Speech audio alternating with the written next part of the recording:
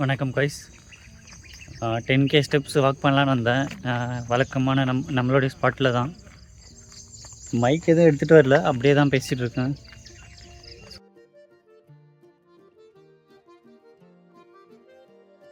யாருமே இல்லாத டைமில் கொஞ்சம் பேசுகிறதுக்கான கான்ஃபிடென்ட் இருக்குது. பட் எல்லோரும் இருக்கும்போது சுத்தமாக பேச்சே வர மாட்டேங்குது.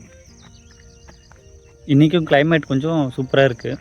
லைக் சூரியன் நண்பரை வந்து மேகங்கள்லாம் லாக் போட்டிருக்காங்க, இன்னும் வெளியே விடல.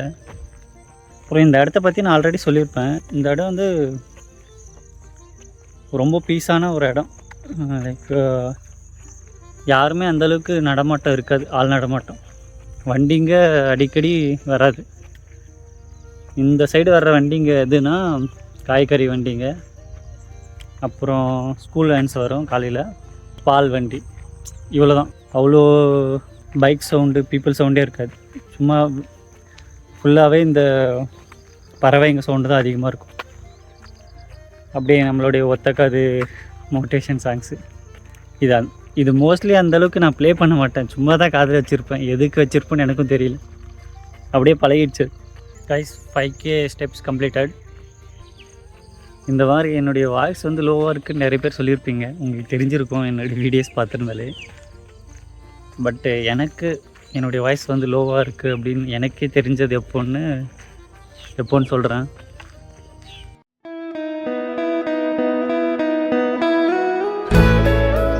ஒரு 7th standard 7th or 8th அந்த மாதிரி டைமில் கொஞ்சம் ஹேண்ட் ரைட்டிங்லாம் நல்லா எழுதுவேன். அதனால் இந்த கட்டுரை போட்டியிலலாம் கலந்துக்குவேன். வழக்கம் போல் இந்த சுதந்திர தின விழான்னு நினைக்கிறேன். அந்த டைமில் இந்த வழக்கம் போல் கட்டுரை போட்டி, பேச்சு போட்டியெல்லாம் நடக்கும்ல, அதில் கட்டுரை போட்டிக்கு பேர் கொடுத்துருந்தேன். ஒரு 1 வீக் முன்னாடி கேட்பாங்களே, அதுக்கு பேர் கொடுத்துருந்தேன். பேச்சு போட்டிக்கு ஒரே ஒருத்தர் தான் கொடுத்துருப்பாங்க போல் இருக்கு எங்கள் கிளாஸில். கட்டுரை போட்டிக்கு ஒரு 2-3 பேர் கொடுத்துருந்தோம். கரெக்டாக ஆகஸ்ட் 15 வருது. நான் கட்டுரை போட்டி தானே நினச்சி ஜாலியாக வந்தேன். பார்த்தா அங்கே ஒரு சரியான ட்விஸ்ட் ஆகிடுச்சு. பேச்சு போட்டிக்கு பேர் கொடுத்துருந்து யாரோ ஒருத்தர் ஆப்சண்ட்டுன்னு நினைக்கிறேன் எங்கள் கிளாஸில். அதனால் என்ன பண்ணாங்க, என்னை வந்து நீ போய் எழுத வேணாம், ஆல்ரெடி கட்டுரை போட்டியில் நிறைய பேர் இருக்காங்க, நீ போய் பேசிட்டுன்னு சொல்லிட்டாங்க. 3 பேர் இருந்தோம், மற்ற 2 பேரை ஏற்றிருக்கலாம். எனக்கும் இந்த பேச்சுக்கும் சம்மந்தமே இல்லை. வாட்டி கேட்குற பேச்சு போட்டியோ அப்படின்னு. ஸ்டேஜ்லாம் இல்லை, இந்த மரத்தடியில் பேசுகிற மாதிரி தான் இருக்கும். ஃபுல்லாக மரங்க, அதுக்கு கீழே எல்லோரும் உட்காண்ட்ருப்பாங்க. நம்ம போய் எல்லோரும் முன்னாடி நிற்கிறேன். என்னடா மூஞ்சி உடம்பையே வரப்போ வச்சுருக்க, காலு 2 கடை நாடுது அப்படின்ற மாதிரி நின்றுருக்கேன் ஸ்டேஜில். அதுக்கப்புறம் பேச ஆரம்பித்தேன். கீழே இருந்த பசங்க, ஸ்டாஃப்ஸ் எல்லாம் கத்த ஆரம்பிச்சிடுறாங்க. சேரப் பண்ணுறதுக்காகவே இல்லை, வாய்ஸ் கேட்கல, சத்தமாக பேசு அப்படின்னு கற்றுட்ருக்காங்க. அதை கேட்டவுடனே இன்னும் கொஞ்சம் பதட்டமாயிட்டேன். அப்படியே கண்டினியூ பண்ணி பேசிகிட்டு இருக்கேன். நான் வேறு கொஞ்சம் ரொம்ப உண்மையாக இருந்துட்டேன். இந்த பாதி ஸ்கிப் பண்ணிவிட்டு சீக்கிரமாக முடிச்சிருக்கலாம். நான் என்ன பண்ணேன், மனப்பாடம் பண்ண எல்லாத்தையும் ஒரு லைனாக சொல்லிட்டுருக்கேன்.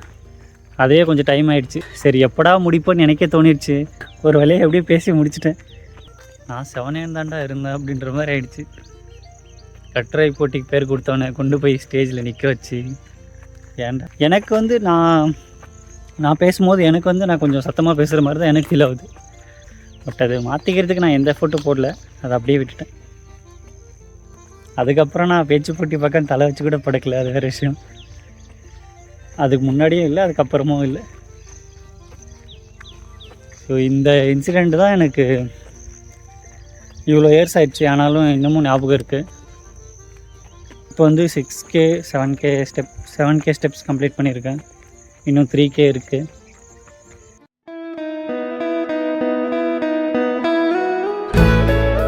அப்புறம் இந்த ஏர்பட்ஸ் இதோட இது வந்து 3ஆவதோ 4ஆவதோ நினைக்கிறேன்.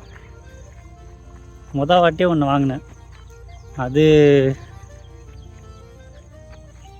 ஒன்று அப்படியே ஒன்று போயிடுச்சு. அது ஒன்று ஒரு பக்கம் மட்டும் தொலைச்சிட்டேன். இன்னொரு பக்கம் இருந்துச்சு, அது ரொம்ப நாள் வச்சுட்டு இருந்தேன். பட்டு ரொம்ப நாள் அதையே வச்சு மேனேஜ் பண்ணேன். அதுக்கப்புறம் முடியல, புதுசு வாங்கிட்டேன். இந்த வாட்டி கொஞ்சம் டிஃப்ரெண்ட்டான அடி. எப்படின்னா, அந்த பாக்ஸ் தொலைச்சிட்டேன். அந்த 2 ஏர்பட்ஸும் இருக்குது, ஆனால் அந்த பாக்ஸ் இல்லை. அப்படியே அதுக்கப்புறம் என்ன பண்ண முடியும், அவ்வளோதான், சோலி முடிஞ்சு. அது ஒன்று போச்சு. மறுபடியும் இது 3வது. கரெக்டாக சொல்லி வச்ச மாதிரி இதுவும் ஒரு பக்கம் தொலைஞ்சு போச்சு. இது ஒரு 2 நாள் தேடினேன், அப்புறம் கிடைக்கல.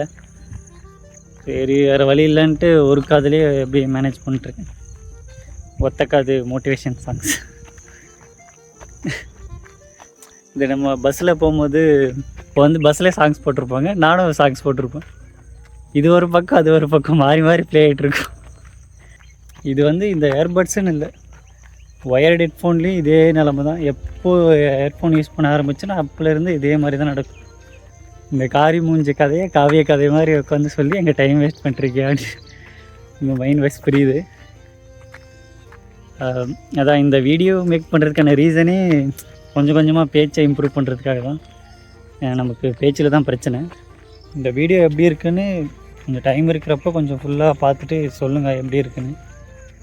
அதை வச்சு அப்படியே அடுத்தடுத்த எபிசோடாக போடுறேன். எனக்கும் இந்த மாதிரி ஃப்ளூயண்ட்டாக தான் பேச வராது, கோர்வையாக ரொம்ப நேரம்லாம் பேச வராது. சரி, பட் அது வரல அப்படின்னு சொல்லி அப்படியே இருக்காமல் கொஞ்சம் ட்ரை பண்ணலாம் அப்படின்னு தான் இந்த மாதிரி வீடியோஸ் மேக் பண்ண ஆரம்பிக்கிறேன்.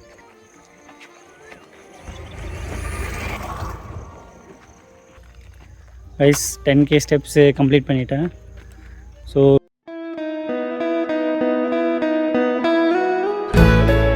பெரிய சைஸ் வீடியோ போடலான்னு தான் நினச்சேன், பட் எனக்கு அவ்வளோ நேரம் பேச வர மாட்டேங்குது. முடிஞ்ச அளவுக்கு ஏதோ பேசியிருக்கேன். இதுக்கு ரொம்ப லென்த்தாலாம் இருக்காது, சின்ன வீடியோ மாதிரி தான் இருக்கும். முடிஞ்ச அளவுக்கு ஃபுல்லாக பாருங்கள், பார்த்துட்டு எப்படி இருக்குது, என்ன இம்ப்ரூவ் பண்ணலான்னு ஏதாவது சஜஷன் சொல்லுங்கள். அது என்னால் முடிஞ்சதுன்னா நான் கண்டிப்பாக மாற்றிக்கிறேன். அடுத்த எபிசோடில் பார்ப்போம்.